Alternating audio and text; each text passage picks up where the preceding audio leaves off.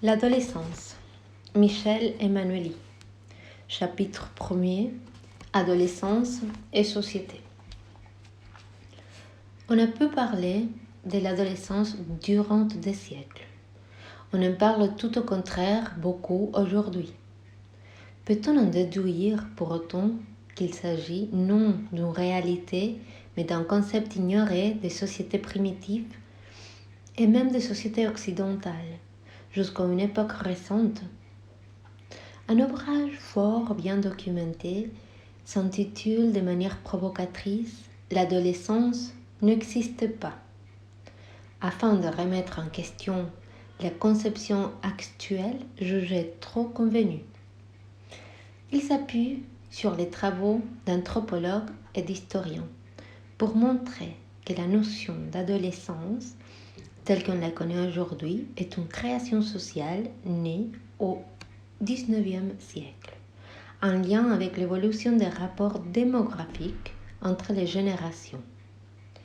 Depuis la fin du XIXe siècle, en effet, l'adolescence est déplacée par les adultes sous les signes de l'inquiétude, de l'agitation, puis de la violence.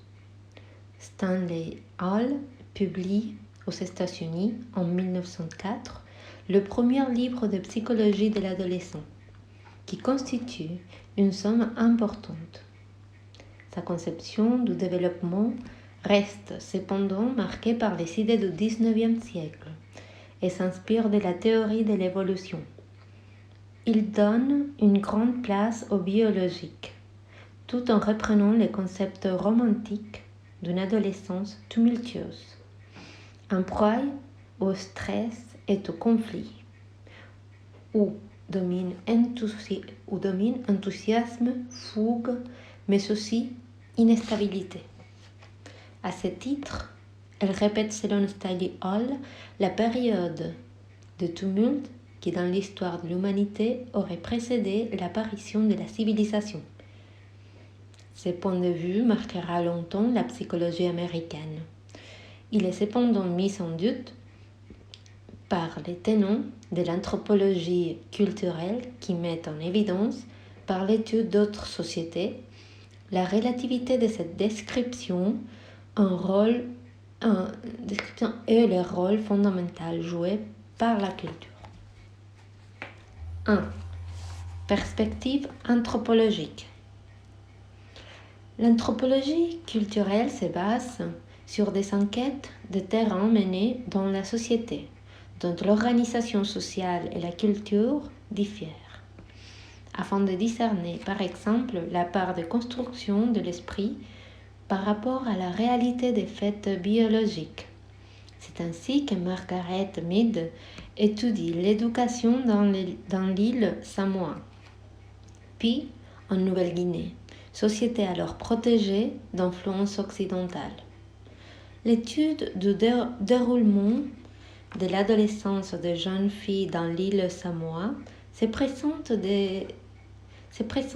dès l'introduction comme une utilisation de la méthode anthropologique pour mettre en question les théories psychologiques récentes qui, face aux manifestations de malaise présentées par les adolescentes américains au début du XXe siècle, proposent de les expliquer par les caractéristiques inéluctables de l'âge. Mead y conteste le point de vue de Hall, présentant l'adolescence comme l'époque de vie où fleurit l'idéalisme, où prend corps la révolte contre toute autorité, où heurts et conflits sont inévitables, en dégageant le rôle central des facteurs sociaux sur ce qui se joue à ces périodes. Dans cet ouvrage, elle décrit, chez les Samoans, une société dans laquelle l'adolescence n'est pas nécessairement une période tendue et tourmentée, et où la pauvreté psychophysiologique n'est pas inéluctablement génératrice de conflits.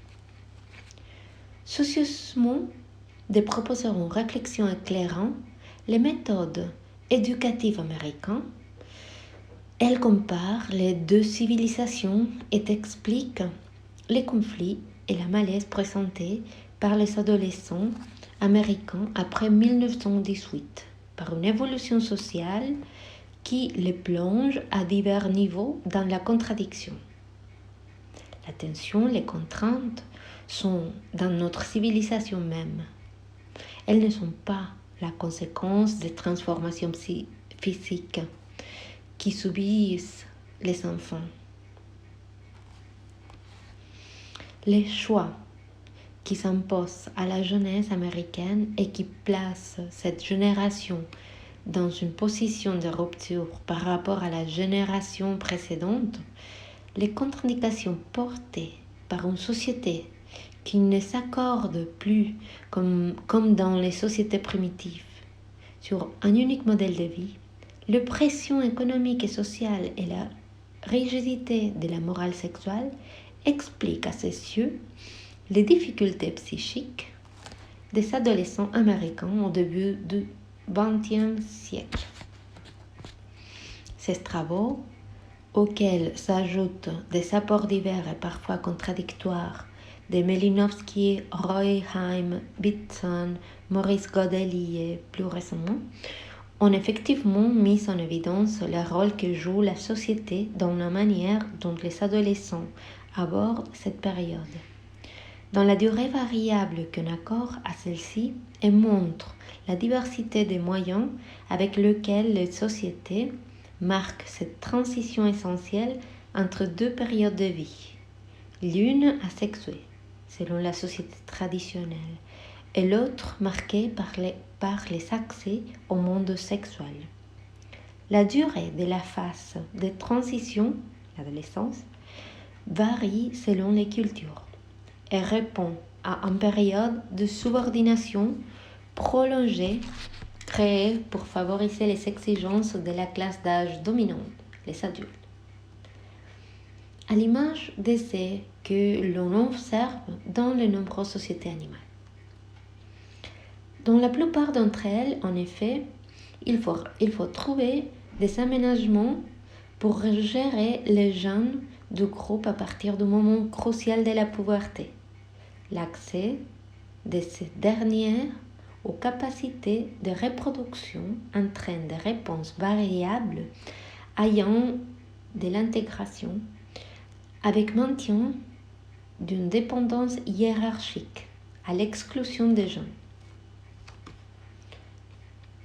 Un tel constat n'est pas en contradiction avec l'idée proposée par la psychanalyse, selon laquelle l'adolescence constitue une étape importante de réactivation des conflits, qui engage chez les jeunes sujets la nécessité d'une élaboration psychique.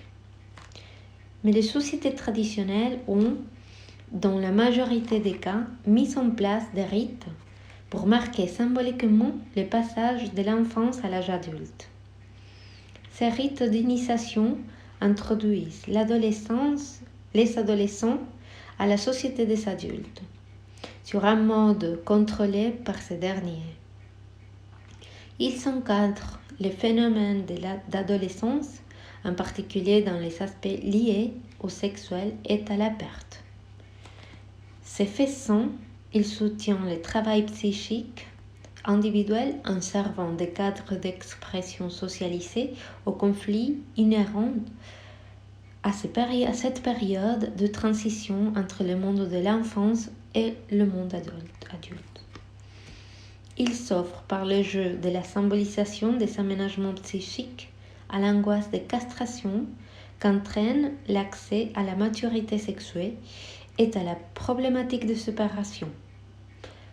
L'absence rare de ces rites est dans certains cas palliée par l'organisation sociale des groupes d'adolescents, qui souligne également le statut particulier accordé à cette classe d'âge, du fait de sa spécificité explicitement ou implicitement reconnue par les sociétés. Les apports de l'anthropologie, comme nous allons le voir, C'est de l'histoire permettant donc de montrer que l'organisation de la société, la manière dont elle offre une mise en scène agit, rituelle et conventionnelle aux problématiques de l'adolescence, en limite la portée potentiellement désorganisante et les conséquences individuelles et sociales. Dans les sociétés industrialisées, certaines expériences telles que le certificat d'études, les rites religieux, les services militaires ont pu un temps prendre valeur de rituels initiatiques, du fait de leur portée symbolique. Leur caractère individuel et leur hétérogénéité ne permettent pas, toutefois, l'inscription dans un symbolisme porté par le corps social, ce qui donne à la famille et à son réseau d'interaction avec l'adolescent une importance accrue. La disparition des rites a comme conséquence une défaillance des processus de figuration. Elle peut être considérée comme un facteur de déstabilisation des adolescents, livrés à eux-mêmes pour faire face au conflit, et utilisant leurs propres rites initiatiques tels que tag, errance ou recours aux drogues. La maladie mentale elle-même peut avoir, pour certains adolescents, valeur de rituel. 2. L'adolescent dans l'histoire. Une place fluctuante. L'historien Philippe Arrier, dans L'enfant et la vie familiale sous l'Ancien Régime, soutient l'idée qu'on n'accordait pas à cette époque à l'enfant et à l'adolescent la place qu'ils prendront ensuite dans la famille comme dans la société. Selon lui, la différenciation entre seconde enfance et adolescence s'est opérée tardivement avec la mise en relation de l'âge et du niveau scolaire. Jusqu'au XVIIe et XVIIIe siècle, par exemple, on peut trouver dans les mêmes classes des enfants de 10 ans, des adolescents et même des jeunes hommes de 25 ans. Ces travaux peuvent donner à penser que les phénomènes d'adolescence, dans ces acceptations psychiques et sociales, est passé inaperçu durant des siècles. Le concept d'adolescence étant en Occident d'apparition récente, sur le plan linguistique même, l'usage des termes depuis l'Antiquité le montrerait. Her Etali 2002. Chez les latins, les substantifs adolescents ne concernent que les garçons situés dans une tranche d'âge de 17 à 30 ans. Le terme adolescence, quant à lui, peut utiliser dans l'usage courant jusqu'au XVIIe siècle, désigne longtemps une période qui s'entend jusqu'à 30, même 35 ans, et coexiste dans l'usage avec enfance. Cette fluctuation de termes et même cette variation dans l'extension de la phase d'adolescence, variation liée à des facteurs socio-économiques qui permettent ou freinent l'âge d'entrer dans le mariage et la vie adulte, n'exclut pas l'existence dans chaque société de modalités d'encadrement socialisées du passage de l'enfance à l'âge adulte, à l'âge adulte. En Grèce, l'enfant mâle est éduqué jusqu'à 18 ans, âge auquel il attend la majorité, marqué par des rites de passage où il doit pleinement assumer sa virilité. Pour la fille, ce sont les rituels de mariage qui servent de pendant au rite éphébique. On retrouve une disposition semblable à Rome avec, pour les garçons, les passages à 17 ans du statut d'enfant au statut d'adolescent qui dure jusqu'à 30 ans. Dans ces sociétés, le temps intermédiaire entre l'enfance où l'on s'instruit et l'état d'adulte, on participe à la vie publique ou sociale est donc au moins réduit grâce à cette organisation sociale. Toutefois, les études de plusieurs historiens centrées sur la jeunesse montrent que, malgré ces données, les fonctionnements spécifiques des adolescents ne demeurent pas moins une constante perçue par la société.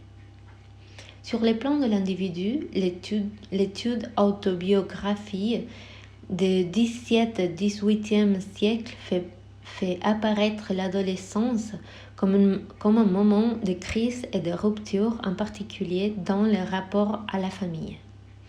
Les romans courtois pressants avec Perceval, Tristan, Aucassin, des personnages adolescents bien spécifiés, caractérisés par la solitude, la perte du père et le poids fantasmatique de la mère. Et le vocabulaire qui le concerne, pour divers qu'il soit, est très précis. L'étude de l'adolescence comme phénomène collectif apporte des informations complémentaires. Au XVIe siècle, par exemple, les activités des groupes de jeunes en ville et à la campagne offrent de nombreuses fonctions à la socialisation qui seront attribuées plus tard à la phase d'adolescence. La mise en évidence par les anthropologues et historiens du fait que la jeunesse est une construction sociale et culturelle apporte donc non pas le constat de son inexistence, mais l'idée que chaque société, à chaque époque, cherche à imposer à sa manière un ordre et un sens à ce qui paraît transitoire, voire désordonné et chaotique. Les sociétés ont manifesté au fil du temps, à l'égard de l'adolescence, une attention mêlant attente et soupçon, idéalisation et projection négative. Et le temps de ces faits, composé avec elle diversement, le statut de l'adolescence ne connaît donc pas une évolution linéaire, mais des états variables. C'est assez tardivement que l'adolescence a fait l'objet d'un intérêt manifeste et que l'on trouve dans divers écrits la description de certaines de ses caractéristiques. 2. Nouveau regard sur l'adolescence, les notions de crise et de danger. Les caractéristiques psychologiques de l'adolescence et leurs liens avec la puberté ne sont reconnues et décrites dans la littérature qu'à la fin du XVIIIe siècle par Buffon de l'âme et surtout par Rousseau qui, dans Émile ou de l'éducation, présente l'adolescence comme une orageuse révolution qui s'annonce par le murmure de passions naissantes. Il instaure à son propos l'idée qu'elle est un temps de crise qui, bien qu'assez court, a de longues influences. Cet âge critique demande aux pédagogues d'y consacrer attention et temps. Cet âge ne dure jamais assez pour l'usage que l'on en doit faire. Voilà pourquoi j'insiste sur l'art de le prolonger. Pour l'historien Michel Perrault, cette notion de moment critique est reprise au cours du XIXe siècle, au moment où le concept adolescent prend son acceptation actuelle, dans le sens d'une période dangereuse pour l'individu et pour la société. La peur qui suscite les adolescents chez les adultes tient au fait que la jeunesse de cette époque se mobilise, se politise, devient une menace pour le pouvoir politique. Au cours du XIXe siècle, se déploie en littérature un personnage d'adolescent romantique, dont René, personnage de Chateaubriand, apparu en 1802, dans le génie du christianisme, et contre les projets de son auteur, la première incarnation son mal. Vague de passion sans objet, désir sans illusion, désenchantement, devient le mal du siècle. Son succès est en lien avec l'attitude méfiante, voire répressive, des adultes envers cette classe d'âge enfant nettement différenciée, avec ses désillusions politiques et son sentiment d'inutilité sociale. Ces prototypes littéraires attestent la prise en compte dans la société des particularités d'un groupe d'âge et contribuent sans doute à asseoir la reconnaissance de ce groupe en valorisant son mode de fonctionnement et ses caractéristiques communes. 3. Les mesures sociales. L'instauration de l'enseignement obligatoire pour tous et l'allongement du temps de scolarisation à la fin du XIXe siècle participent de la prise en compte par la société des caractéristiques de ces groupes d'âge. La création des lycées contribue à instituer l'adolescence comme un véritable âge intermédiaire, défini par des tâches spécifiques, en particulier la formation, en tant que lycéen ou apprenti, aux responsabilités à venir. La reconnaissance sociale de l'adolescence comme classe d'âge se traduit aussi par la mise en place d'une série de lois et dispositions concernant les adolescents délinquants et criminels. La loi du 28 avril 1832 prend en compte l'âge pour l'application de la peine. L'évolution liée à l'industrialisation qui conduit à l'exploitation des jeunes ouvriers aboutit par ses excès à des mesures légales visant à réglementer le travail de mineurs. L'âge minimal d'accès au travail passe de 8 ans, avec la loi de 1441, à 12 ans en 1851 et 14 ans en 1936. 4. Psychologie et psychanalyse. Le premier travaux scientifiques. Avec la psychologie et la psychanalyse au XXe siècle, vient à naître une position scientifique qui fait de l'enfant jusqu'à l'adolescence un objet d'étude. Stanley Hall publie en 1904 son ouvrage intitulé Adolescence. Alfred Binet, Henri Wallon, Jean Piaget étudient l'évolution psychique de l'enfant et de l'adolescent sous deux angles différents. Les apports de la psychologie contribueront à l'organisation de la pédagogie. Au cours de la première moitié du XXe siècle, les études se centrent sur les étapes du développement humain et abordent l'évolution de la pensée et celle de la socialisation. Avec Freud en 1905, la psychanalyse aborde l'adolescence sous l'angle de la puberté, dans le 3 essais sur la théorie sexuelle. C'est avec Jones S. Bernfeld et A. Eichhorn que dans les années 1920, l'adolescence devient peu à peu un objet d'étude en tant que tel pour la psychanalyse. Après la Seconde Guerre mondiale, la délinquance juvénile occupe le premier plan des préoccupations et fait l'objet de recherches scientifiques qui poursuivent les travaux de A. Eichhorn, de A.H. Horn. Les études sociologiques concernant l'adolescence se sont également multipliées durant cette période. Partie 3. L'adolescent dans la société d'aujourd'hui. Un intérêt sans précédent.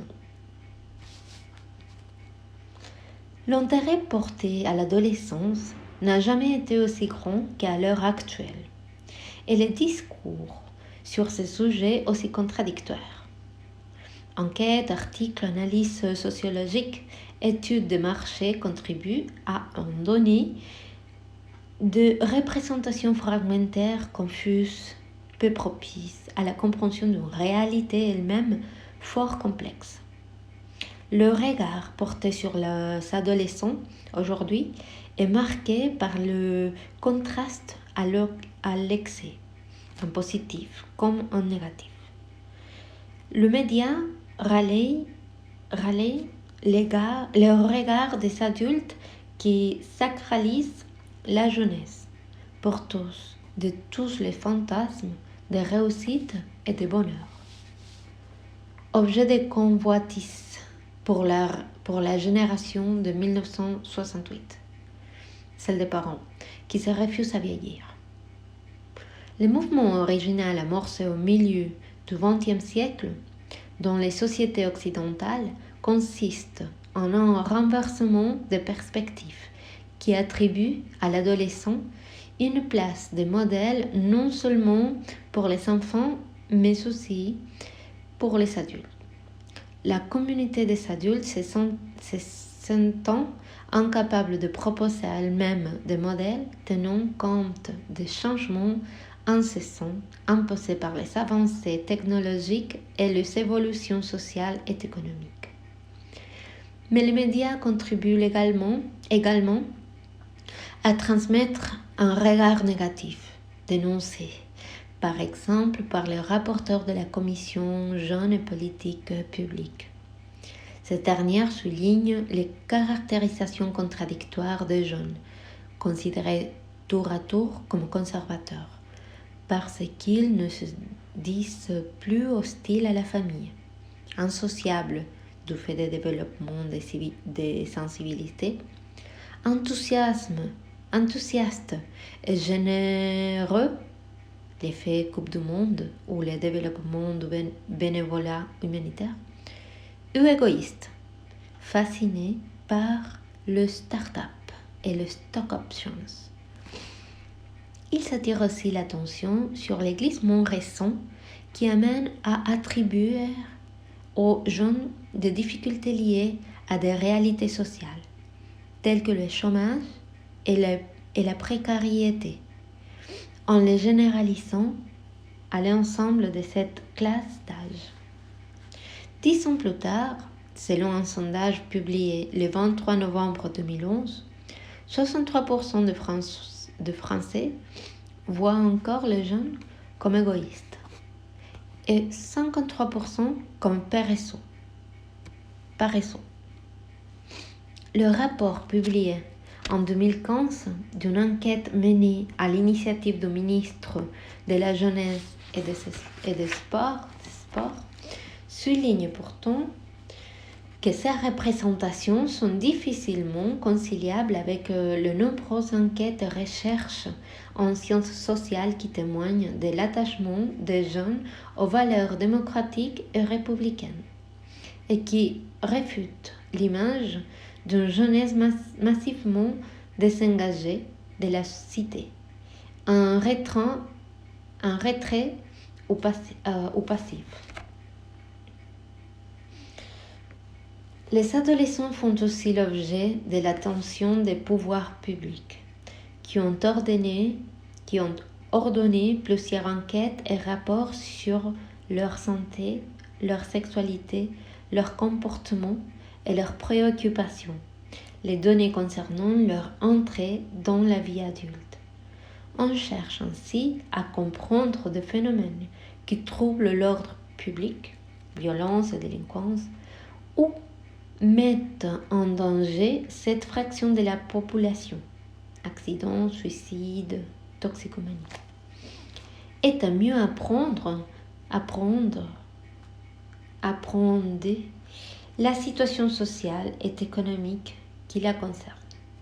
Par ailleurs, depuis les années 1970, s'est développé un intérêt pour les problèmes de santé mentale qui a abouti à des enquêtes épidémiologiques, plusieurs d'entre elles portant sur la santé ou les comportements des adolescents ont été menées ces dernières années par des chercheurs de l'ANSERM. 1. Le contexte social. Les évolutions sociales et leur impact.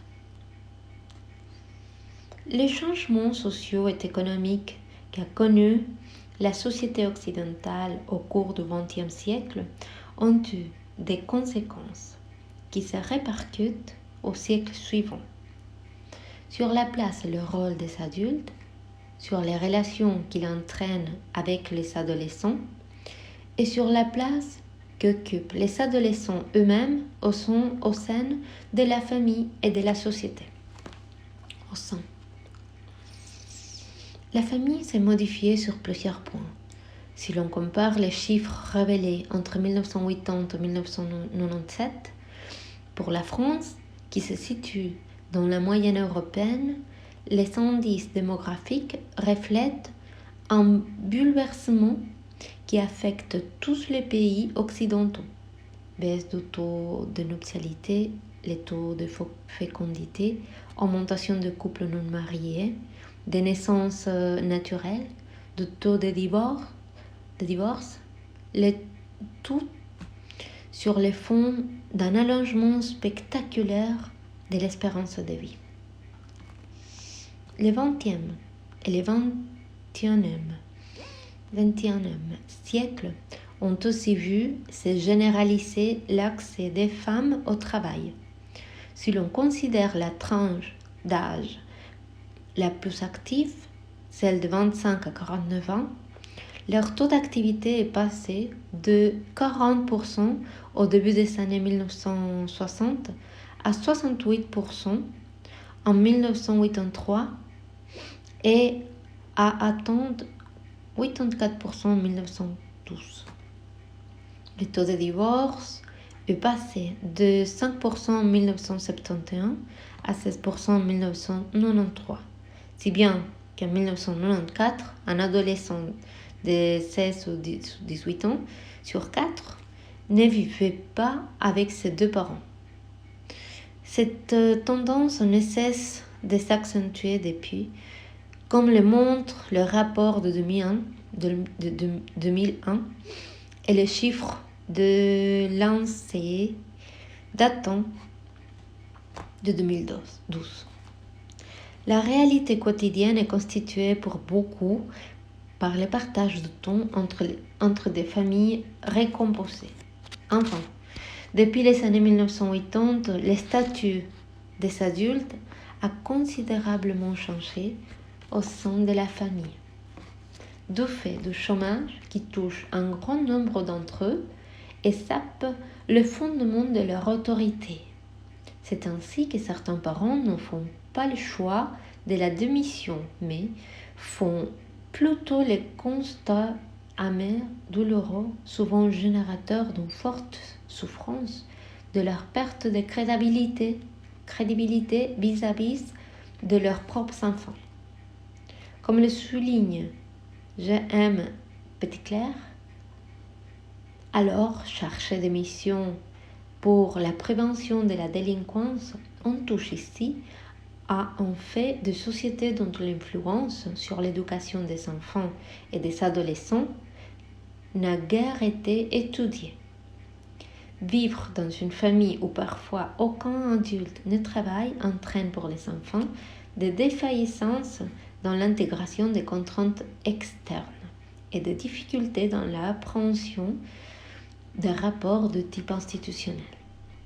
Faute de cadre permettant d'intégrer les notions de règles, de fonctions, de hiérarchie, l'autorité liée à la position de celui qui l'exerce n'est pas reconnue. Seule prévaut l'autorité inhérente à une dimension personnelle. Si ces différents aspects de l'évolution sociale doivent être pris en compte pour appréhender le statut actuel de l'adolescent, l'interprétation qui en est faite mérite parfois discussion. Plusieurs sociologues contestent par exemple l'utilisation des notions telles que la désinstitutionnalisation du mariage et l'absence du père, trop facilement utilisées pour interpréter les données de manière catastrophique. Une autre tendance est dénoncée par divers intervenants du champ social. Elle consiste à rejeter sur l'état d'une structure familiale dissociée ou sur les parents dits démissionnaires. La responsabilité de tous les problèmes liés aux adolescents est en particulier la violence et la délinquance. Un groupe homogène ou contrasté. Différentes données contribuent à la coexistence d'éléments très contradictoires. On observe, par exemple, dans les domaines de comportement et des pratiques culturelles, un effacement des disparités entre adolescents de catégories socioculturelles différentes. La diffusion des médias et la publicité jouent dans ce sens et dont au partage de goûts vestimentaires, désirs, loisirs, intérêts culturels, en particulier la musique, activités sportives, rollers, etc., ce qui permet de parler de culture adolescente. Mais une étude attentive rend compte d'une situation bien plus complexe. Selon P. Bruno, 60% des adolescents se distinguent par leur éloignement même des formes les plus valorisées, concerts de rock, etc., ou présentés comme les plus caractéristiques, cinéma, discothèque, de la culture adolescente. Ils retrouvent dans ces groupes le même logique que dans les enquêtes sur les pratiques culturelles des adultes, jouant en la défaveur des habitants de petites agglomérations et zones rurales, quel que soit leur milieu, et des populations ouvrières et paysannes. De la même manière, la poursuite des études secondaires et l'accès à un niveau d'études supérieures se sont généralisés, laissant espérer une réduction des inégalités. Mais on constate malgré tout un clivage social marqué. Toutes les études sur le travail des jeunes soulignent le lien existant entre niveau social et diplôme, entre diplôme et chômage, entre chômage et allongement du temps passé dans la famille avant d'accéder à un statut d'adulte autonome. Le fossé entre les habitants banlieues ou quartiers défavorisés et ceux de quartiers favorisés s'accentue, non seulement par les jeux de données économiques, mais par les biais de stratégies ignorées de premiers pratiquées par les seconds. Contournement des établissements scolaires mal considérés, recours croissant à l'enseignement privé, utilisation maximalisée des ressources culturelles et sociales proposées, conservatoires d'arrondissement, etc. Ces phénomènes se donnent à voir dans leurs choix politiques. La sociologue A. Muxel souligne en 2012 l'existence d'un écart important entre le choix de la jeunesse scolarisée plus à gauche et ceux de la jeunesse non scolarisée. Par deux. Numéro 2. L'allongement du temps d'adolescence. Divers travaux rendent compte d'une évolution marquée par l'allongement du temps de l'adolescence, qui commence plus tôt et dure plus longtemps, et par la désynchronisation des étapes de l'entrée dans la vie adulte. 3 critères socialement significatifs correspondent à des changements de statut définissent ce passage pour les sociologues. Le début de la vie professionnelle, le mariage, le départ de la famille d'origine. On peut y ajouter l'accès à la parentalité qui marque définitivement l'état d'adulte. Sur ce point, on note depuis un siècle des changements avec des variations en fonction du milieu social. La succession de ces étapes, plus ou moins rapprochées selon les époques, constituait dans le passé une série de paliers amenant de manière linéaire l'adolescent vers l'âge adulte. S'y ajoutait, pour les garçons, les services militaires qui marquaient une rupture avec la famille et avec la période d'adolescence. Le tout s'accompagnait de manifestations ou de fêtes servant de rites de passage à l'occasion de certificats d'études, de la communion solennelle et de la conscription. L'allongement de la scolarité obligatoire pour tous, de 13 à 16 ans, puis l'accès d'un nombre accru d'adolescents au baccalauréat et à des études supérieures constitue aujourd'hui un premier facteur de prolongement de l'adolescence. Par ailleurs, l'allongement de la durée moyenne des études, la difficulté à trouver un premier emploi et à le garder, le taux fiable de première rémunération retarde le départ du domicile parental. Cet ensemble de facteurs joue un rôle dans le recul de l'âge d'installation en couple et d'accès à la parentalité et contribue, pour les sociologues, à constituer la post-adolescence, étape intermédiaire entre état adulte et état d'adolescence. D'une manière générale, la dépendance des adolescents vis-à-vis des parents est prolongée. Ces facteurs liés à la crise, conjugués à la position des aînés à l'égard de l'autorité, participent à l'institution d'un rapport nouveau entre parents et enfants. Les relations s'individualisent. Les enjeux affectifs et la solidarité au sein de la famille se renforcent.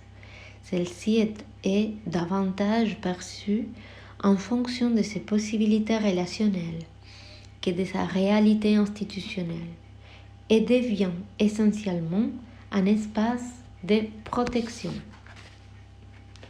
Contrairement à ce qui se jouait pour la génération précédente, les adolescents ne se voient pas imposés par leur famille des normes autoritaires. Ils partagent non seulement des références et des valeurs, mais aussi, compte tenu de l'attrait généralisé des adultes pour la culture adolescente, des goûts et des pratiques culturelles. Par contre, la famille perd sa capacité à fournir des modèles de socialisation professionnelle. Plus que par la transmission familiale, l'apprentissage de métiers passe par l'expérimentation individuelle.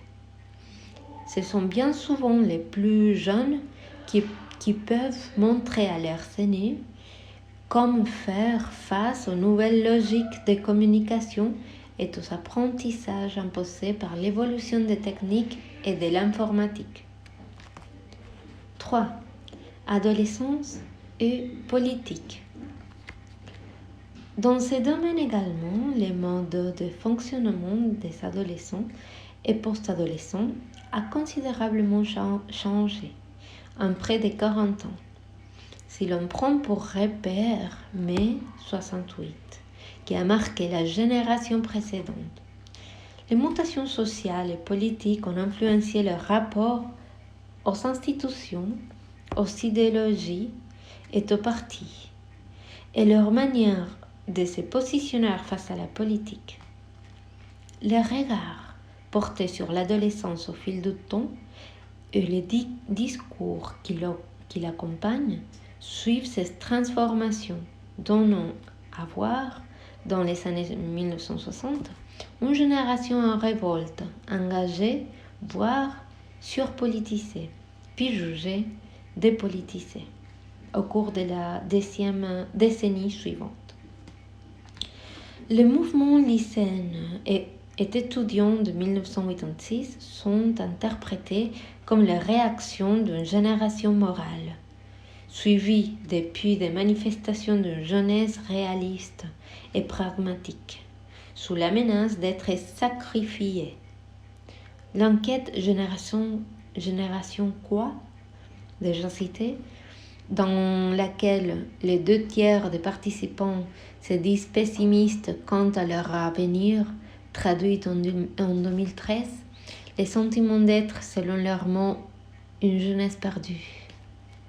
Est-il vrai qu'un récent avis du Conseil économique, social et environnemental décrit une jeunesse en voie de précarisation et d'appauvrissement? Sur plusieurs points, les adolescents ont connu une situation très différente de celle de leurs parents. Ces derniers avaient mis en place leurs repères politiques dans un contexte de confiance et d'espérance dont il ne reste rien. Contrairement à la génération précédente, les adolescents actuels n'ont connu ni de grandes figures historiques, résistants héros, ni les luttes d'indépendance, ni des repères idéologiques simples, dans un monde marqué par la partition entre deux grandes puissances. Dans l'ensemble, s'ils sont toujours plus à gauche que les autres classes d'âge, ils le sont moins que ne l'étaient leurs parents à leur âge. Leur connaissance du monde politique s'est considérablement accrue du fait de la diffusion généralisée de l'information. La télévision touche 90% des Français chaque jour, 3 heures et 5 minutes en moyenne. Les enquêtes menées auprès des jeunes générations montrent que leur regard sur les hommes politiques est tout à la fois lucide, critique, voire assez désabusé compte tenu de leur connaissance des scandales politiques et financiers. La politique, selon les mots de A. Muxel, est démasquée par eux. Ils ont perdu confiance dans ses représentants, dénoncent les vanités des querelles politiciennes,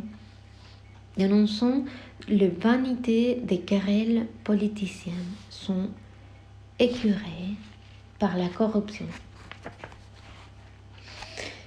Ce désenchantement s'accentue encore depuis 2008, selon les enquêtes du CREDOC.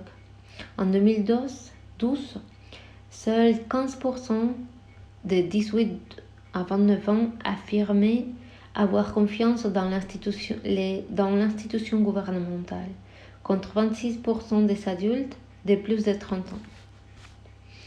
Mais on ne peut pas dire qu'ils ne s'intéressent pas à la politique. Leur abstentionnisme croissant n'est pas pour beaucoup le signe de l'indifférence, mais vaut pour manifestation d'une position.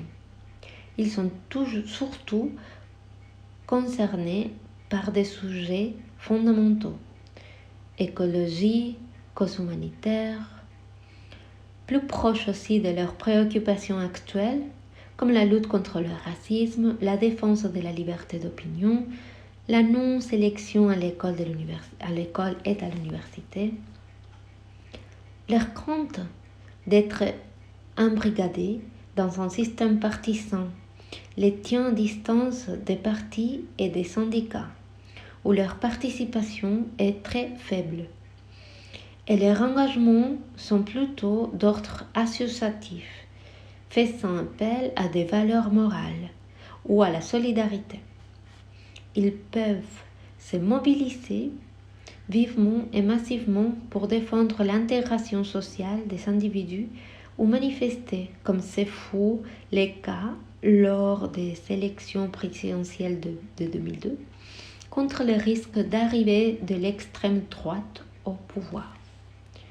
Toutefois, on note au fil du temps une évolution qui sépare les choix de la jeunesse étudiante et ceux de la jeunesse sans diplôme. Cette dernière étant plus rapidement menacée par le chômage et les difficultés d'insertion, celle-là la pose à un repli plus frileux. Elle a voté au premier tour de présidentielle de 2007 à 55% pour Sarkozy et à 22% contre 3% chez les étudiants pour Le Pen. Un sondage effectué en mai 2015 montre que le Front national se révèle aujourd'hui particulièrement attractif pour une jeunesse inquiète de son avenir. 33% des 18 à 24 ans s'y disaient prêts à voter pour ce parti, contre 23% des 50 à 64 ans et 13% de plus de 65 ans. Enfin, ce qui relève de l'engagement se trouve aujourd'hui modifié par les outils numériques qui favorisent la naissance de modalités nouvelles de participation telles que la mobilisation via les réseaux sociaux, la création de pétitions en ligne défendant certaines causes ou encore le crowdfunding ou financement participatif qui permet d'aider financièrement c'est à minima, décider et projets en mal de déploiement et que les moins de 30 ans soutiennent particulièrement.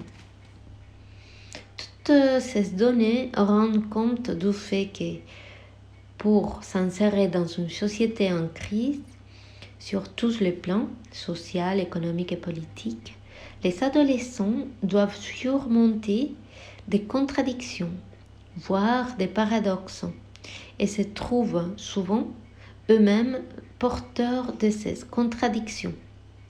Leur statut actuel en est marqué. On entend qu'ils soient, sur certains points, adultes, plutôt que leurs pères. Ils le sont juridiquement, sans qu'ils aient les moyens d'exercer leurs responsabilités. La poursuite d'études de plus en plus longues et spécialisées, vers quoi on les incite, ne s'assortit pas pour ceux qui les suivent d'un débouché professionnel assuré. Le nombreux dispositifs qu'on leur propose pour articuler formation et emploi vont de pair avec la valorisation d'une politique de débrouillardise et d'autonomie destinée à éviter le chômage. Enfin, on leur reproche d'être dépolitisés alors qu'ils ont dû se construire à partir de repères brouillés et qu'ils ne sont que le reflet accentué de ce qui se joue dans toutes les classes d'âge. S'ils font beaucoup plus que par le passé l'objet d'une attention en tant que classe d'âge spécifique, avec des caractéristiques définies et reconnues, ils ont perdu peu à peu les repères et le cadre offert par la société traditionnelle, ainsi que la sécurité qui donnait la situation économique à la génération précédente. Leur mode d'adaptation évolue sous cette influence. L'adolescence n'est pas pour autant un phénomène purement social, comme tout ce qui concerne l'humain. Elle s'ancre dans l'articulation des trois champs, le biologique, le psychique et le social. Nous allons voir comment la perspective psychanalytique permet d'éclairer ce qui se joue dans le remaniement psychique de l'adolescence, en le liant au phénomène pubertaire et en prenant en compte les données de l'évolution sociale.